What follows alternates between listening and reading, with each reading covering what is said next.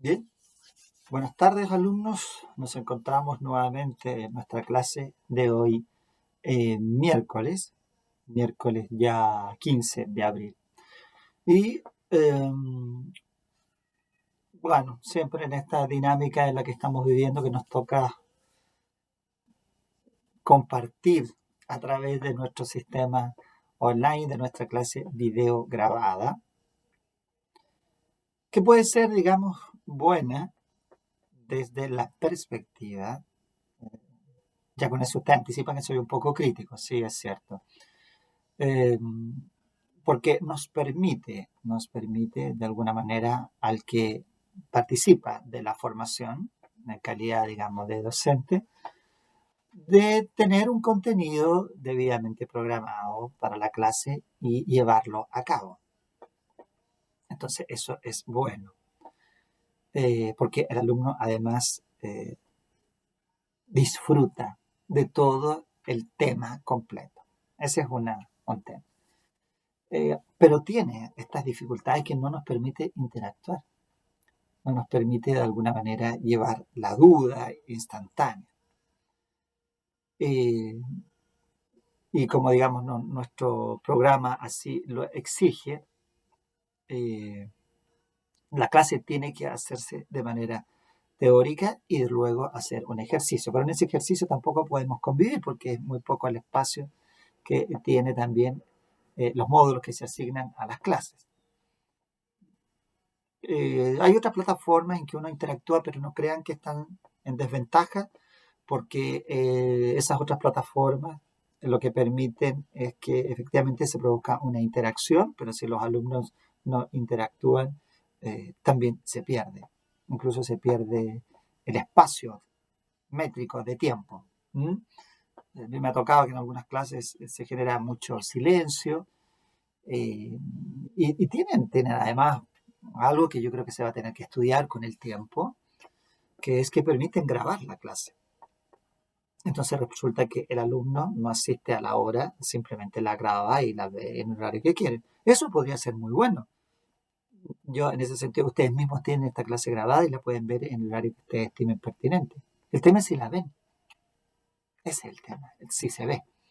Entonces, esto está generando eh, todo un proceso que vamos a terminar observando, y que estamos ya observando, cómo se desarrolla, y ojalá que lleguemos a buenas conclusiones, tanto para rescatar lo positivo de un sistema de video grabado, tanto para pulir aquellos aspectos que aparecen como muy críticos, como muy críticos, que en verdad, por ejemplo, esto de que las herramientas que tiene la plataforma que son muy buenas. Hay plataformas que permiten interactuar con un pizarrón. eh, Hay otras que incluso, por ejemplo, permiten intervenir el video. Así que yo lo que quiero es, en el caso de ustedes, como no tenemos una que interactúe en vivo, compré una pizarra, porque yo soy profe y necesito una pizarra. Entonces, pero la gran ventaja que tiene, una vez que ya se instala la pizarra, es que una vez grabado el video, la pizarra la puedo intervenir.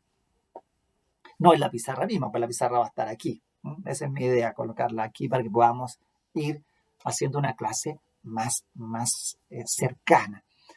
Pero al editar el video se puede intervenir, y eso va a ser, digamos, más beneficioso porque me va a permitir poner los énfasis, ver aquellas materias que yo voy a ir de alguna manera mandándoles el mensaje. Estos puntos son más relevantes, que es lo que hacemos habitualmente en una clase cuando estamos en forma presencial. Así que si nos podemos acercar lo más a esa clase presencial, mucho mejor. Bien, bueno, dicho esto, esperando que todos estén bien, que se estén cuidando, que estén cuidando a su familia. A propósito de esto, que ya se están levantando las cuarentenas, lo que en mi opinión de alguien inexperto, ignorante, pienso que no debió ser tan rápido.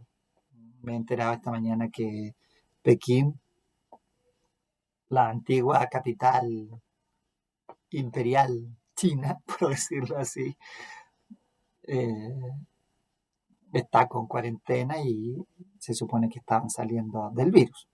Así que bueno, hay que ir, las autoridades tienen que, bueno, todos estamos tratando de ir viendo cómo va esto. Esta misma explicación de la clase tiene relación con eso.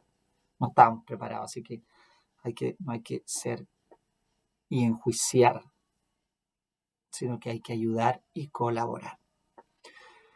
El día de ayer comenzamos a ver este primer elemento estructurante del acto jurídico, la voluntad. Lejos un tema. Fíjense que la voluntad se estudia por la filosofía, se estudia por la economía, se estudia aquí en derecho. ¿Ah? La voluntad del individuo. ¿Ah? ¿Qué hace? ¿Qué provoca? En el mundo del derecho provoca consecuencias jurídicas. ¿Ah? Crea, modifica, extingue. ¿Ah? Han leído ustedes por ahí derechos y obligaciones. Eso es potentísimo. Significa que desde el punto de vista de lo normativo somos todopoderosos. ¿Ah? Somos capaces de crear normas que nos obliguen. ¿Ah? Si ustedes analizan ahí el 1545, dice, todo contrato legalmente celebrado es una ley para las partes. O sea, las partes, de alguna manera, funcionamos como un mini legislador que nos imponemos a nosotros mismos una ley. Eso es muy interesante desde el punto de vista del derecho y por supuesto desde el punto de vista de la filosofía, de la religión, de la economía, la voluntad del individuo capaz de generar efectos, en este caso de generar efectos jurídicos. Esos efectos jurídicos, sin embargo, van a aparecer, decíamos, en la medida en que esta voluntad sí pueda ser tomada en consideración por el derecho, porque no toda voluntad expresada es considerada por el derecho, ¿cierto? ¿No? Hay cosas que uno dice, quiero salir a caminar, es una expresión de voluntad que no tiene ninguna injerencia en el derecho, aunque podríamos decir que hoy día, por ejemplo, esa voluntad de querer salir a caminar está limitada por la cuarentena. ¿Ven? O sea, es probable que incluso aquella libre voluntad, hablando de filosofía, que le permite al individuo escoger puede ser coartada por el ordenamiento jurídico. ¿Mm? Bueno, así ven que llegamos a extremos muy extremos. Decíamos que para que pueda ser considerada por el derecho tiene que ser manifestada y tiene que ser seria. Y la manifestación, que era lo que terminábamos analizando, precisamente nos llevaba a cómo se expresa, cómo se manifiesta. Y decíamos que se puede expresar manifestar de manera expresa, de manera tácita, y finalmente analizamos el silencio. El silencio que en el aforismo popular, el que calla otorga, el que calla concede, el que no dice confirma. ¿Ah? Todas esas expresiones que se utilizan en el lenguaje popular no tienen cabida en el derecho. ¿Ah? El derecho, dada la consecuencia que tiene la voluntad, exige que esa voluntad se manifieste. Sin embargo, y por excepción, el derecho permite que el silencio sea considerado como una manifestación de voluntad. Ya ahí veíamos los tres casos, cuando la ley así lo establece, como en el 2125, cuando las partes así lo acuerdan, como en el caso de la prórroga en los contratos de arriendo, en los contratos de sociedad, y también esta circunstancia especial que era el silencio circunstancial, que en algunos casos el legislador permite que los jueces fijen plazos y el juez, ante el silencio de las partes en pronunciarse acerca de lo que ese plazo implica, puede tener ese silencio como mi espalda está sufriendo. Les digo, por eso, si ustedes, bueno, no interrumpo solo un paréntesis, tuve que subir la pantalla porque la pantalla más baja me provoca un dolor muy fuerte. Y he leído por ahí, ergonómicamente, la pantalla tiene que estar a la altura de los ojos.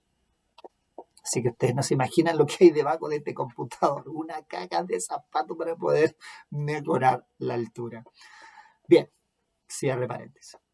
Y con eso decía yo que el silencio, en el fondo, excepcionalmente, puede constituir una manifestación de voluntad. ¿Cuál es el tema de hoy? Dijimos que utilizábamos la expresión voluntad para referirnos a los actos jurídicos unilaterales.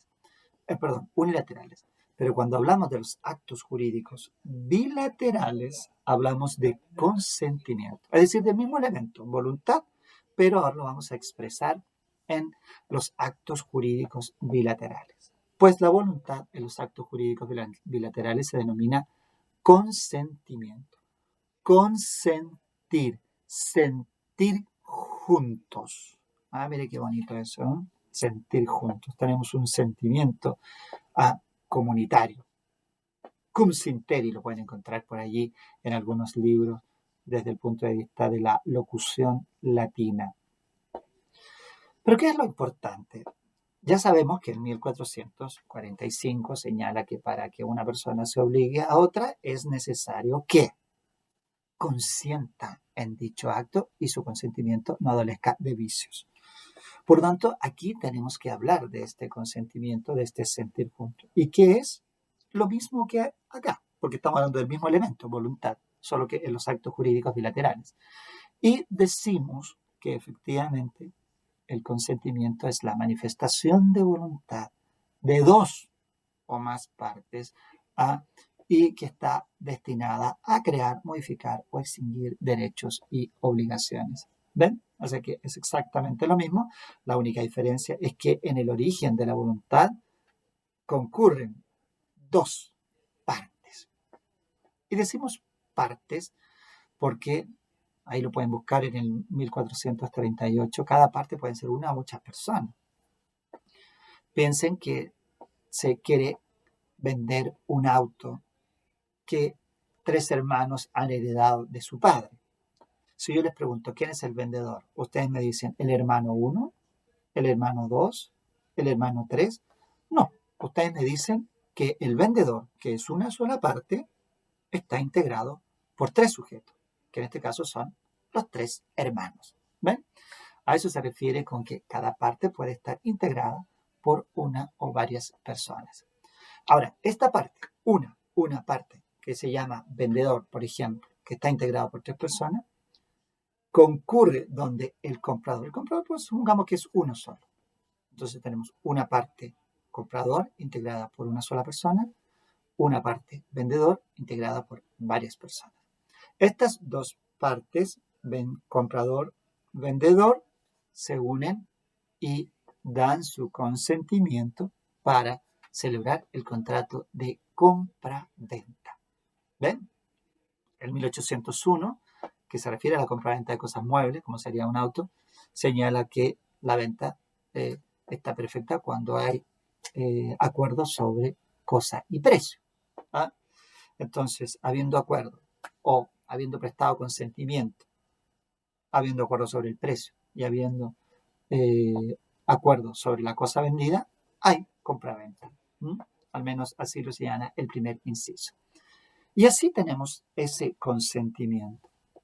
Pero si ustedes se fijaron, nosotros dijimos, viene el comprador, viene el vendedor, se unen y forman este consentimiento. Y eso, ¿cómo llegamos a eso? ¿Cómo llegamos a esa conclusión de que el consentimiento se formó así?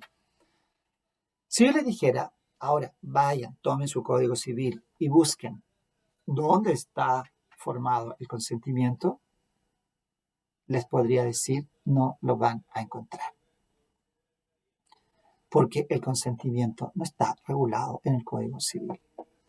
Fue una omisión enorme, según algunos, y otros sienten que fue una cuestión de, a lo mejor, lógica. ¿En qué sentido? Que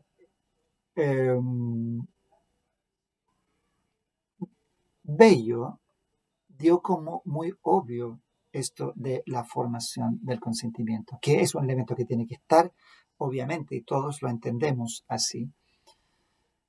El problema es que el tiempo fue generando problemas en el consentimiento. ¿Cuándo se daba? ¿En qué momento se entendía? Si era el consentimiento verbalizado, ¿cómo se aceptaba si, por ejemplo, yo lo hacía por escrito? Y si no nos encontramos en el mismo lugar, piensen hoy día, ¿y qué pasa si cuando yo hago clic, cuando compro, cuando lo veo, cuando llega a la casa?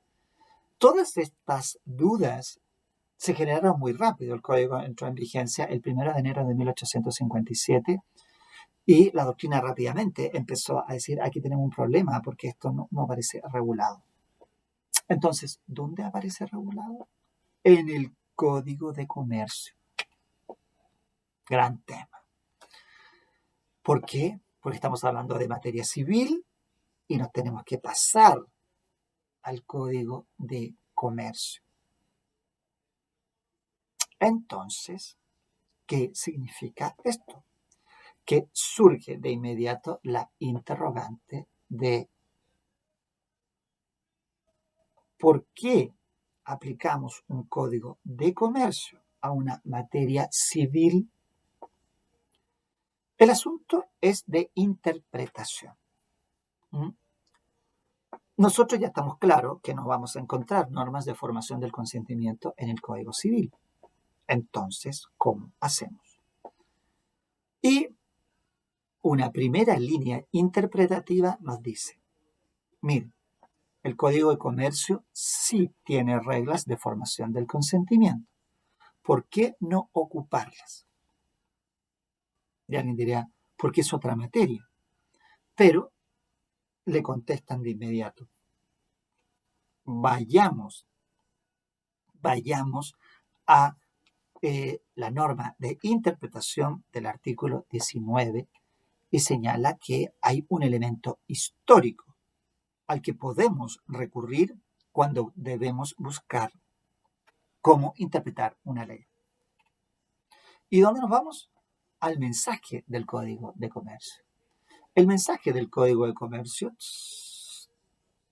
ahí está el Código de Comercio, nos dice que este código, el Código de Comercio, viene a llenar un sensible vacío.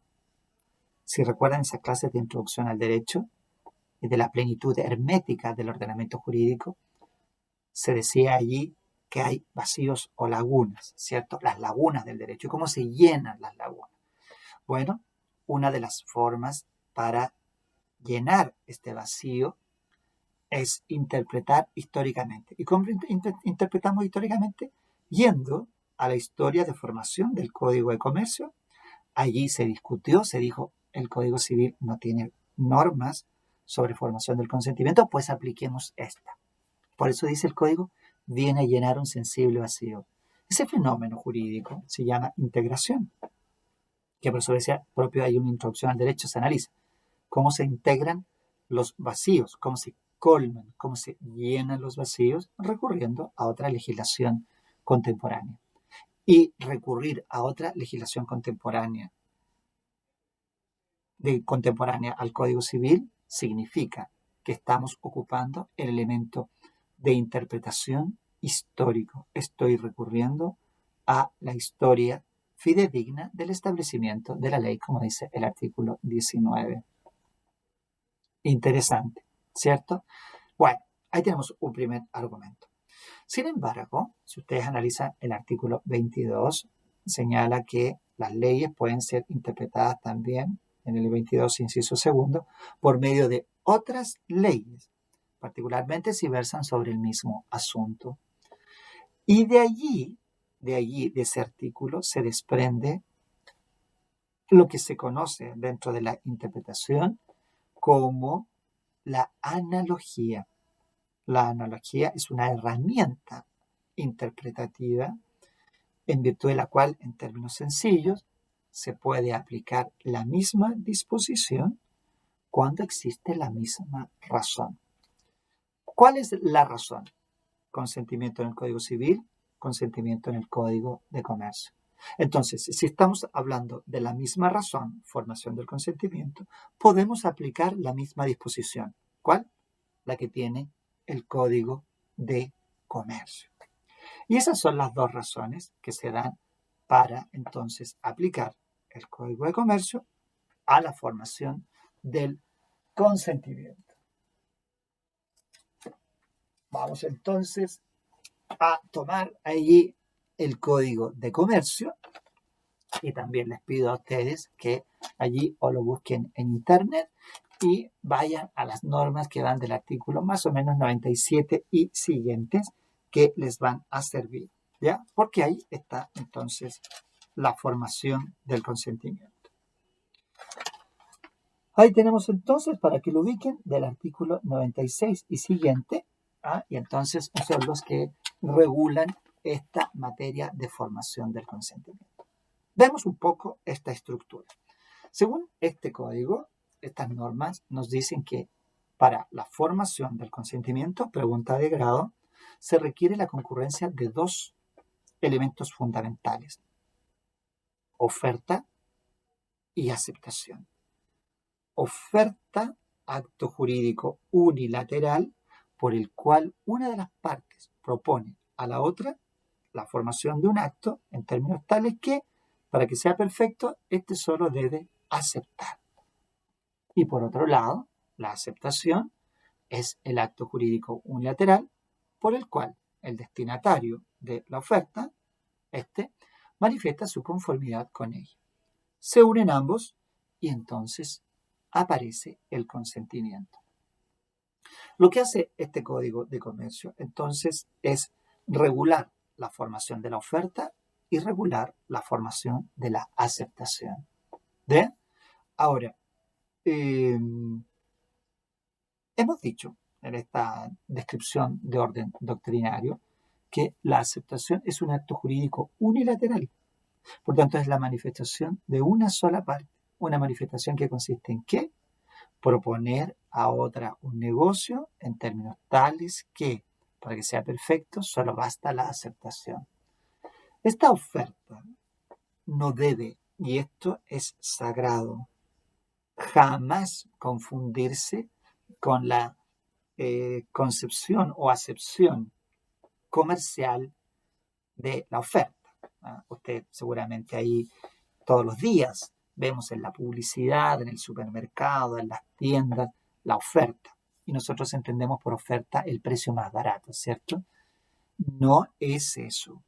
No es eso en materia jurídica. En materia jurídica, la oferta es una proposición, es una propuesta de negocios que tiene que estar estructurada en términos tales que, para que sea perfecta, para que forme consentimiento, solo basta la aceptación.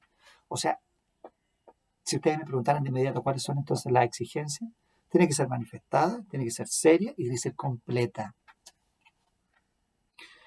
Hay que tener cuidado. Este proceso de formación del consentimiento, en algunas ocasiones es instantáneo. Voy y compro el pan y el vendedor del pan me entrega el pan. Es simple. Pero piensen ustedes en una casa. En una casa alguien la va a ver primero. Después pregunta qué cosas tiene la casa. Se aventura y le dice, bueno, ¿y cuánto sería el precio? Vuelve un par de días, manifiesta y dice, ¿sabes qué? Nosotros nos gustaría, pero queremos saber si nos pueden hacer una atención con el precio. El vendedor se va una semana más tarde, lo llama y le dice, sí, mira, yo te podría aceptar una rebaja, pero tiene que tener este pie, porque la otra persona está comprando con crédito, por ejemplo. Eso lleva un par de días y semanas incluso. Eso hoy día en el lenguaje jurídico se llama las tratativas preliminares o negociación preliminar. Estas tratativas de las que habla también don Avelino León es tremendamente importante porque hoy día hay toda una responsabilidad precontractual que se basa en esto. Se basa en la efectiva tratativa preliminar. ¿Cuándo se genera la responsabilidad? Cuando se produce una ruptura intempestiva de estas tratativas. Entonces, por eso es tan importante, primero, entender que tenemos una oferta y una aceptación. y que la oferta tiene que ser manifestada, es decir, tiene que exteriorizarse, porque si no el aceptante nunca se va a enterar. Tiene que ser seria, es decir, que sea manifestada con la intención de producir consecuencias jurídicas. Si yo oferto algo de manera, como diciendo, ya, saben que ya no quiero ser más profesor, así que voy a regalar todos mis libros. Es una oferta seria, una oferta de donación en este caso. Alguien podría decir sí, no lo sabemos. A lo mejor alguien viene y toca la puerta y dice, bueno, profesor, vengo a aceptar la donación, me llevo todos los libros. Y no podría yo decir en ese entonces, oiga, no, es que fue un decir, fue una expresión, porque la otra persona puede efectivamente haber tomado la oferta. Por eso tiene que ser con la intención de producir consecuencias jurídicas. Y completa es porque la oferta debe estar en términos tales propuesta que para que forme consentimiento solo basta la aceptación. Por ejemplo, si decimos que vendemos una casa, entonces yo leo el diario y leo, vendo casa. No sé dónde, no sé a qué precio, no sé qué bajo condición. Esa oferta es absolutamente incompleta, por lo tanto no se puede tomar como oferta porque le falta un requisito, que sea completa. Si yo digo, vendo casa en la Florida, a 2 cuadras del mall, en la suma de 80 millones de pesos. Ahí la oferta está completa porque están todos los elementos que le permiten al comprador o futuro comprador aceptar. Ya es suficiente. Ahora, si después se producen pequeños ajustes al trato, no tienen que ver con que no sea completa. Porque además, si por ejemplo apareciera un comprador y me dijera, oiga, ¿sabe qué? Tengo 73 millones al contado. Lo que está haciendo es una contraoferta. ¿Eh? Y eso el código lo regula. El 102 dice que si hay cambios en la propuesta hecha, se mirará como una nueva protesta. O sea, la aceptación se transforma ahora en una oferta. Te compro, pero al precio de 73. ¿Ven? Así que pueden ir cambiando la oferta, contraoferta, y esto entonces va convirtiéndose el acto jurídico. Oferta, aceptación, oferta, aceptación. Por otro lado, tenemos la aceptación, que también es un acto jurídico unilateral por el cual el destinatario de la oferta manifiesta su conformidad. Aquí, para que esa aceptación forme consentimiento, tiene que, primero, estar vigente la oferta. Tiene que ser oportuna esa aceptación y tiene que ser pura y simple. Si tiene estos 3 requisitos, está vigente la oferta, es oportuna y es pura y simple, es aceptación, es acto jurídico y forma consentimiento. Analicemos entonces, vamos a hacer la descomposición de esta primera parte. Tiene que estar vigente la oferta. Esto es un gran tema en el derecho. Piensen ustedes que yo puedo llamar por la casa. A mí me ha pasado por cuando uno ve los avisos por internet. Y yo ahora aprendí a que tengo que ver el aviso y tengo que ver la fecha de publicación. Porque a veces uno llama, no, me dice, ese aviso salió publicado el año pasado, ya lo vendimos. Entonces es un tema. ¿No? Aquí, en este caso, entonces, uno tiene que estar claro si la oferta está vigente. Entonces, ¿cuándo la oferta está vigente? Nos vamos a lo negativo. La oferta deja de estar vigente por 2 razones. Retractación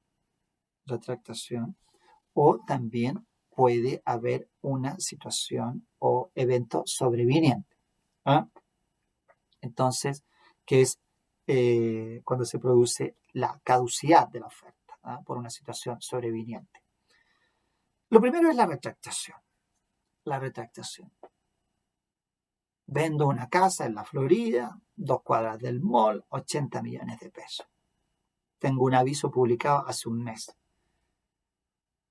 Me arrepiento, porque ya no nadie llama, y entonces, o a lo mejor han hecho ofertas ofertas, digamos, de comprar, pero a muy bajo precio. Me desisto, y no quiero vender. Y me llama, 3 meses después alguien. Oiga, ¿sabe qué? Estoy interesado en la casa. Sí, pero yo ya no estoy interesado en vender. ¿Se genera un problema?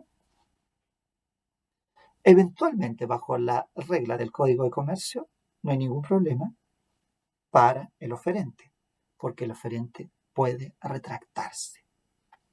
Existe el derecho para el oferente de retractarse de la oferta que ha propuesto. Lo que lleva a una conclusión, y yo se la puedo preguntar hasta en el examen de grado. En Chile, ¿la oferta obliga? Y usted me dirá, no. ¿Por qué? Porque el oferente puede retractarse. Y ahí viene. ¿Ven? Entonces, la primera posibilidad de que la oferta no se encuentre vigente es porque se retractó el oferente. Ahora, ustedes pueden preguntarse, ¿pero siempre es así? No, sería correcta la pregunta. Existen excepciones. Y la excepción está en el artículo 99. Fíjense cómo expresa el artículo 99. El proponente, oferente, puede arrepentirse. ¿Qué es eso? Retractación. En el tiempo medio entre el envío de la propuesta y la aceptación. Es decir, desde que yo la hago, me puedo arrepentir.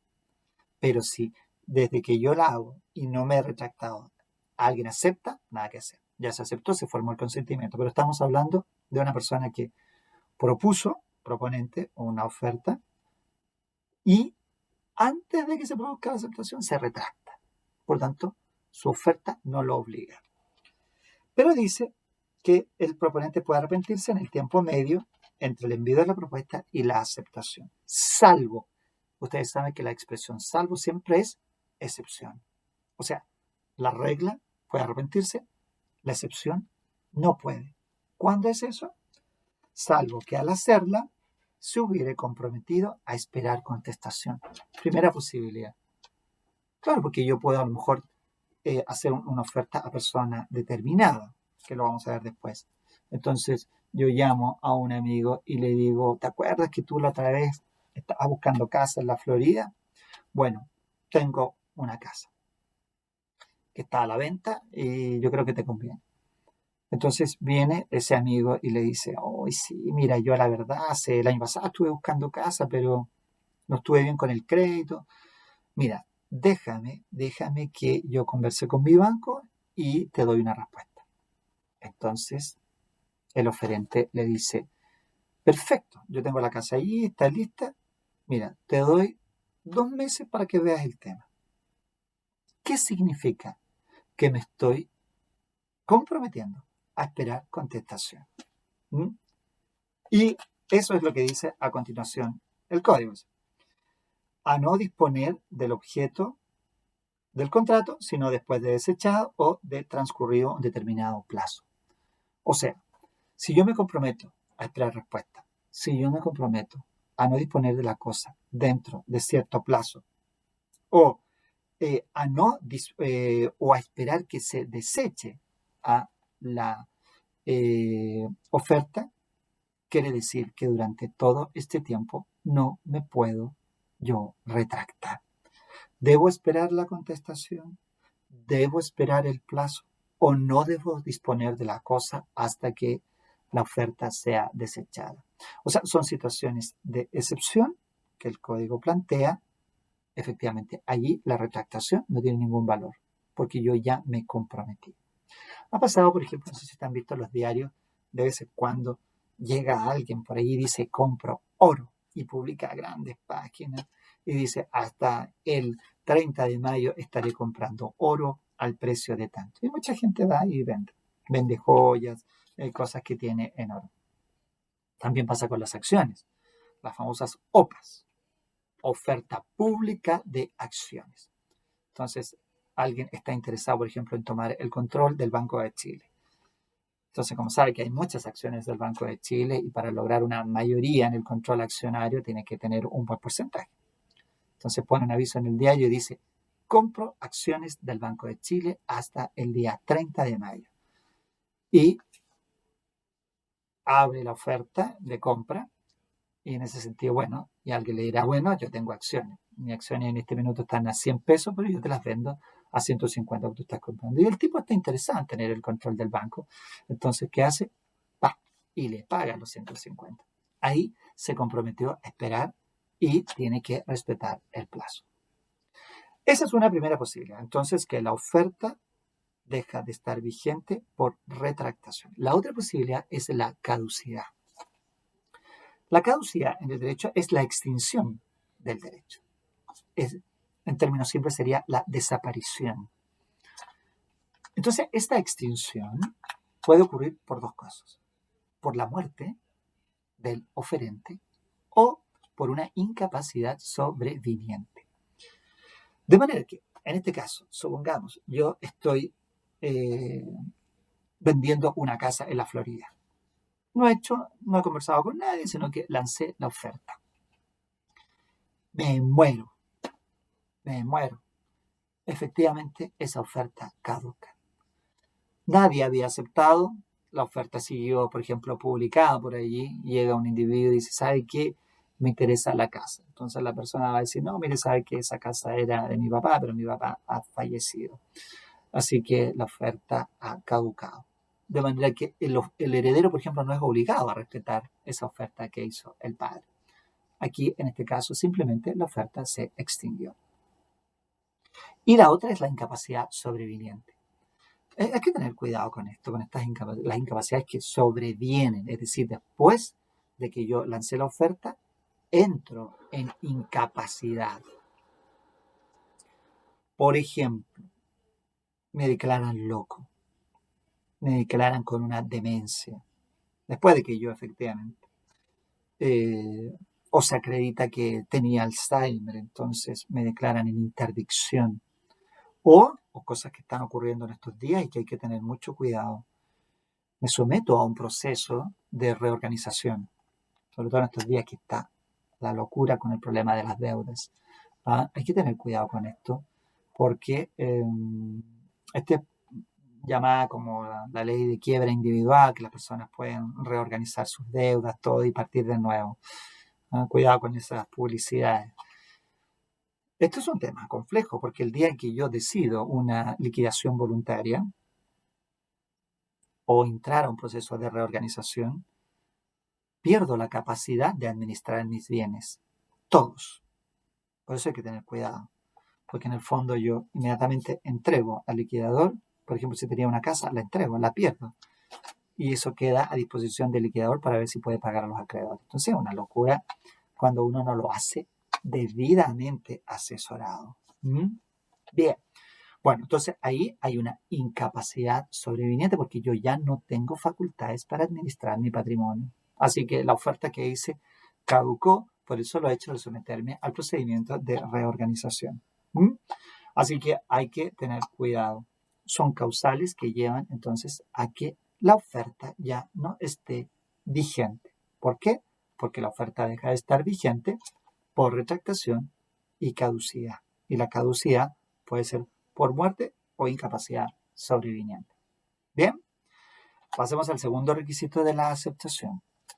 Tiene que encontrarse, la aceptación tiene que ser oportuna. Claro que tiene que ser oportuna. Ahora, ¿cómo sabemos cuándo es oportuna? Tenemos que fijarnos en cómo fue formulada la oferta. ¿Fue formulada por escrito? ¿Fue formulada en forma verbal? ¿Estaban presentes ambas partes o estaban ausentes?